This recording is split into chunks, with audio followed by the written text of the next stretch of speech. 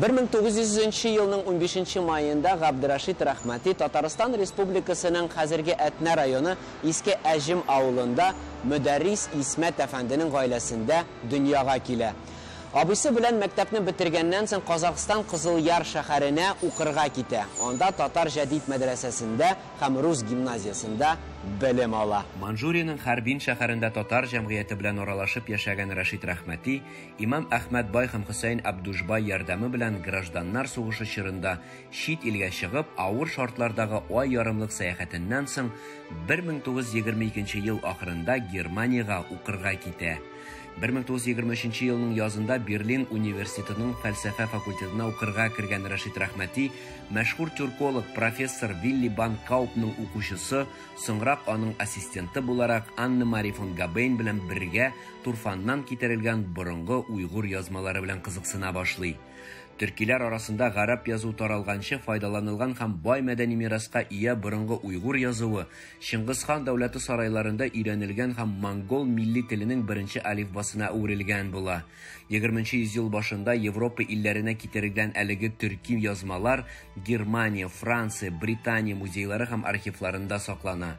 Берлин университетының дөнья күләм танылган тюркологлар арасында бу язмаларны өйрәнүче татар галиме Рашид Рахмати Арат та була. Рашид Рахмати чит илләрдәге татарларның мәшһүр юлбашчысы Гаяз Исхакый белән аралашып яши. Берлинда 1930 елда чыга башлаган Яңа милли юл журналына да мәкаләләр яза. 1933 елда Төркия Республикасы махсус чакыруы белән Истанбул университетына профессор вазифасын башлый.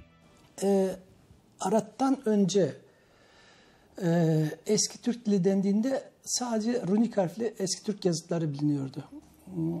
Akademik seviyede sayılır. Türkiye'de bazı çalışmalar yapıldı Arat gelene kadar Türkiye'de.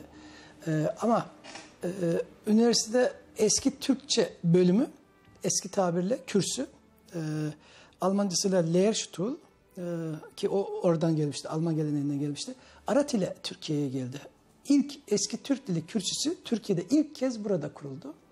Ve Türkiye'deki hocaların neredeyse tamamına yakını eski Türk dili hocaları Reşit Rahmeti Arat'ın yanında yetişti. Arat vefatından önce bütün bu elindeki vesikalar, belgeleri her şeyini Ankara'da Türk Kültürünü Araştırma Enstitüsü'ne bağışlamıştı. Ve bu belgeler kendisinden sonra hemşehrisi olan iki hoca tarafından değerlendirilecekti. Ahmet Temir ve Saadet Çağatay. Bu hocaların vefatından sonra durum değişmiş. Demek ki farklı yönde bu belgeler değerlendirilmiş. İşte bir yolla Zimon Hanım bunları çalıştı ve dünya literatürüne kazandırdı.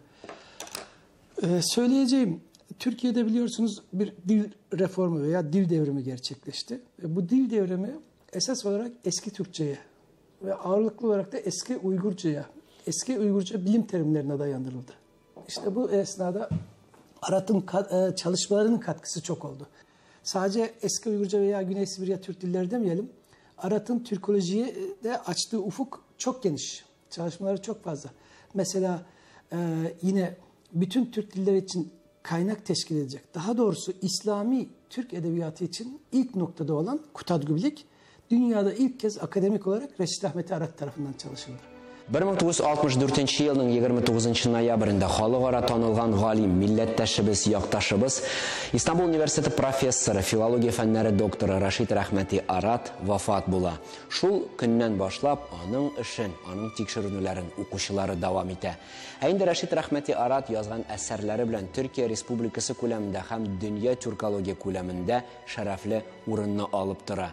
Мөхтәрәм тамашачыларыбыз, без үз тарихыбызны белик, яратыйк һәм алдагы буыннарга да җиткерик. Татар халкы буларак бер-беребезгә терәк булып торыйк. Махсус татарлар тапшыру өчен Касым Нурдинов, Илсур Нафиков, Истанбул шәһәре, Төркия.